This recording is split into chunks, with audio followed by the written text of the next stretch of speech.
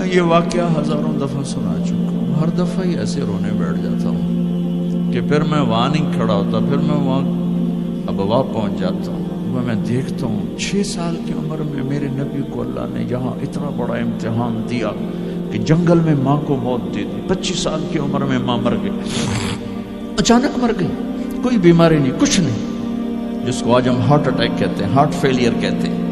اتنا آخری جملہ کہا، کل حی میت و کل جدید بال وقد ولدت طہرا، بولا نہیں جا رہا تھا تو بجھتے بجھتے بھڑکتی شمع نے کہا، بیٹا ہر زندہ نے مرنا ہے، ہر جوانی نے ڈھلنا ہے، لگتا ہے تیری ماں کا آخر آ چکا ہے، لیکن میں نے ایک بچہ جنا ہے جو سارے عالم کو پاک کر دے گا۔ اور شمع خاموش ہوگی۔ کس طرح انہیں دفن کیا، میں وہاں کھڑا یہی سوچتا رہا کہ یہاں قبر بنائی کیسے ہوگی، پتھر ہیں، کوئی لوگ گزرے ہوں گے یا پتھر جوڑ کے۔ جب ام ایمن نوکرانی ساتھ ہیں، وہ ان کو لے کر نیچے اتری، اونٹنے کے قریب پہنچی تو آپ نے ہاتھ چھڑایا اور پھر بھاگے، پہاڑی پہ چڑھ گئے۔ ام ایمن پیچھے گئیں تو وہ منظر تھا کہ شاید اس وقت عرش بھی رو رہا ہوگا۔ اللہ کے نبی نے ماں کی قبر کو چمٹایا ہوتا سینے کے ساتھ، قبر پہ سے گرے پڑے۔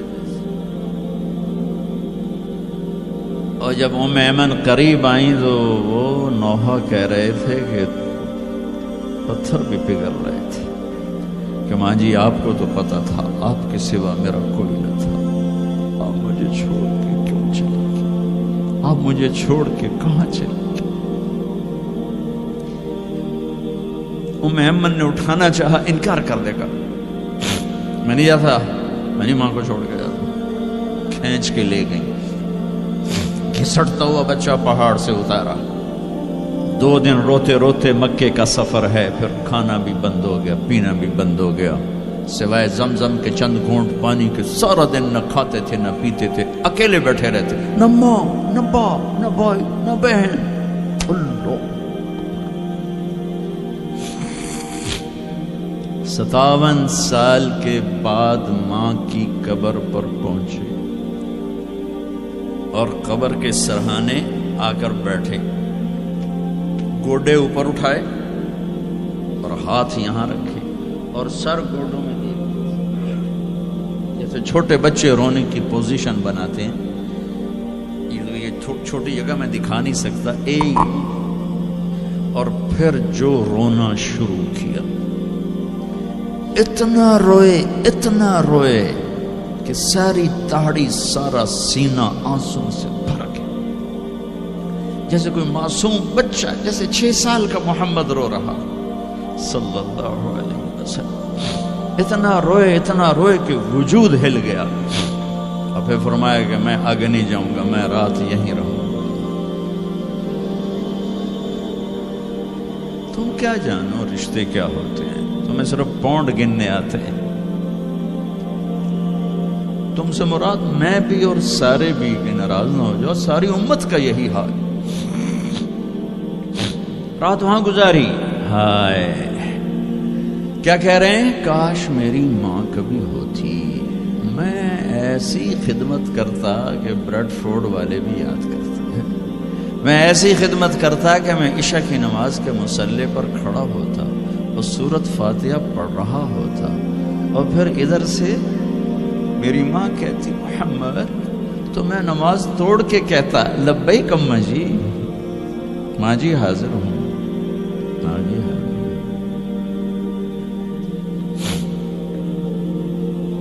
مچھلی کھانا چھوٹا گناہ ہے، شراب بیچنا بڑا گناہ ہے، سود کھانا بڑا گناہ ہے، ڈرگ بیچنا بڑا گناہ ہے، چوری ڈاکے ظلم و ستم کیا امت نہیں کر رہی، بے گناہ قتل، جھوٹے الزام تہمتیں، کیا حشر کر دیا جنید جمشید کا، یہ اسلام ہے۔ اتنے نیک انسان، 17 سال سے اللہ کا نام لینے والا، اس پہ گستاخ کی تہمتیں، یہ امت کیا منہ دکھائے گی اللہ اس کے رسول کو، کہ جس نے منافقوں کو سینے سے لگایا۔ عبداللہ بن ابی جیسوں کے جنازے پڑھ دیں. کہاں چلے گئے, کہاں ڈوب گئے؟ اتنا زوال, اتنی اندھیری رات ہے کہ امید ہی ختم ہو گئی کہ پتہ نہیں دن بھی چڑھے گا.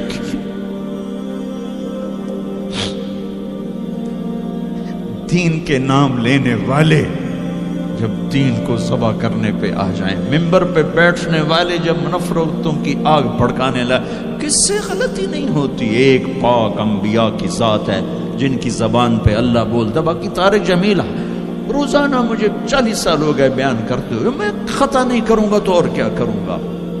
مجھ سے پوچھو تو صحیح, میں غلطی سے کہہ گئے, جان بوجھ کے کہہ گئے, ہو سکتا ہے میں نے غلطی سے کہہ دیا. اللہ نے توبہ رکھی ہے, کفر کی توبہ. یہ میں درد سے بول رہا ہوں, زوال ہے, زوال خوفناک زوال ہے. جب ممبر پہ بیٹھنے والے دین سے اتنے دور چلے گئے. طلیحہ نے نبوت کا دعویٰ کیا اور لڑائی کی صحابہ سے. عکاشہ بن محسن جیسے بدری صحابی کو شہید کیا, اتنے بڑے مقام کے صحابی کو شہید کیا. اور حضرت عمر کے زمانے میں توبہ کرنے آیا, آپ نے گلے لگا لیا, توبہ تو سب کفر کے نبوت کے دعوے. میرا اللہ کہتا میں تو ہر بیان میں کہہ رہا ہوں کہ دھرتی گناہوں سے بھر کے ایک دفعہ کہو یا اللہ میری توبہ, تو اللہ کہتا جاؤ سب معاف کیا.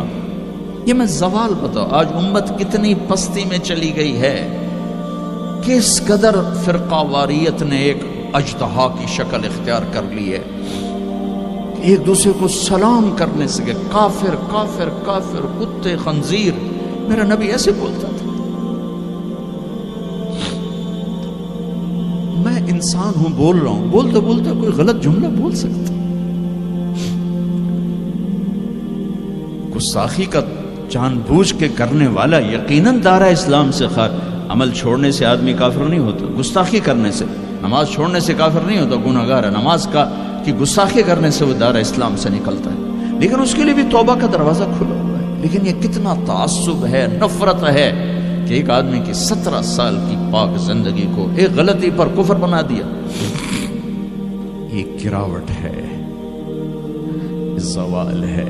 ہمیں بندر خنزیر بنانے کے لیے فرقہ واریت ہی کافی تھی. اس کملی والے کو دعائیں دو جس نے حسن حسین کو ذبح ہونے دیا. تمہارے لیے ہاتھ اٹھو, میری امت کے ساتھ کیا کرے گا, پوچھ کے ہو. اور وہاں سے جواب آتا ہے ساتھ دوں گا. ایک لمحہ جہاں سانس کا تار ٹوٹتا ہے, اس کے اگلے لمحے طارق جمیل ہٹ کر میت آ جاتا, مولانا ہٹ کے ڈیڈ باڈی آ جاتا, ہاتھوں سے اٹھا کر زمین کی تہ میں دبا کے واپس آ کر. کسی کو یاد نہیں ہوتا کوئی ماں تھی جو راتوں کو تڑپتی تھی, کہیں بھی کوئی یاد نہیں کرتا کہ کوئی تھا, کسی کو یاد نہیں آتا ہے. یہ بے رحم دنیا کا بے رحم قانون ہے. لہذا جنہوں نے بے وفائی کرنی ہے ان کے لیے اس وفاؤں والے اللہ کو نہ چھوڑو. جنہوں نے بے وفائی کرنی ہے ان کی وجہ سے وفاؤں والے محمد مصطفیٰ صلی اللہ علیہ وسلم کا دامن مت چھوڑو. جس دن اللہ کے سامنے پیش ہونا ہے وہ میری آپ کی عزت اور ذلت کا فیصلہ ہے, کامیابی ناکامی کا فیصلہ ہے, بلندی اور پستی کا فیصلہ ہے, جنت اور جہنم کا فیصلہ ہے. یہاں چیزوں کو تولا جاتا ہے, لوگوں کو ڈالر میں تولا جاتا ہے, سونے چاندی میں تولا جاتا ہے, گاڑیوں گھر میں تولا جاتا ہے. وہاں اللہ عمل میں تولے گا, بول میں تولے گا, اخلاق میں تولے گا. یہاں چیزوں کا وزن ہے, وہ بے وزن ہو جائیں گی. وہاں اعمال کا وزن ہوگا جن کا آج کوئی وزن نہیں. میں گالی دوں کوئی نظر نہیں آتا, میں دعا دوں کچھ نظر نہیں آتا, جھوٹ بولا کچھ پتہ نہیں, سچ بولا کچھ پتہ نہیں, حلال کمایا کچھ پتہ نہیں, شراب بیچ کے کمایا کچھ پتہ نہیں ہے. دونوں طرح نظام چلتا ہے, شراب کے پیسے سے بھی گھر چلتا ہے اور محنت مزدوری سے بھی گھر چلتا ہے, لیکن اوپر ایک سسٹم چل رہا ہے. اقرأ کتابک کفی بنفسک اليوم علیک حسیبا. یہ پڑھ, تیری زندگی کی دیوار پر سب کچھ لکھا ہو, تیری زندگی کی کاپی پر سب کچھ لکھا ہو. آج عمل تو لے جائیں گے. فمن ثقلت موازینہ فاولئک هم المفلحون، جن کی نیکیاں بڑھ گئیں وہ کامیاب ہیں۔ ومن خفت موازینہ فاولئک الذین خسروا انفسهم فی جہنم خالدون، جن کی نیکیاں گھٹ گئیں وہ ناکام ہو گئے۔ یا ویلنا من بعثنا من مرقدنا، کہیں گے ہائے ہم اٹھائے ہی نہ جاتے، ہم اٹھائے ہی نہ جاتے۔ تو جب کسی کا اعلان ہوگا کس کی نیکیاں گھٹ گئی، میرے نبی نے فرمایا کہ اس دن کا سب سے خوفناک ٹائم، سب سے خوفناک پیریڈ ہے جب اللہ بلائے گا طارق جمیل کو بلاؤ، زینب کو بلاؤ، فاطمہ کو بلاؤ، سکینہ کو بلاؤ، اسلم کو بلاؤ، شاہد کو بلاؤ، آتیتک، خولتک، انعمت علیک، تین باتیں اللہ فرمائے گا، تجھے دیا اور بہت کچھ دیا اور موت تک دیا۔ ماذا صنعت فیہا، آج کیا کر کے آئے ہو، کیا لائے ہو؟ نہ جھوٹ بول سکتا ہے نہ بھاگ سکتا ہے۔ این المفر، کدھر جاؤں؟ تو جس کا نصیب ہارا اس دن اور اس کی نیکیاں گھٹ گئیں اور اس کے گناہ بڑھ گئے تو ایک اعلان ہوگا، فلاں فلاں کا بیٹا بیٹی قد خفت موازینہ، نیکیاں گھٹ گئیں، شقی شقا، ناکام ہوگی۔ اللہ ہم سب کو اس ناکامی سے بچائے۔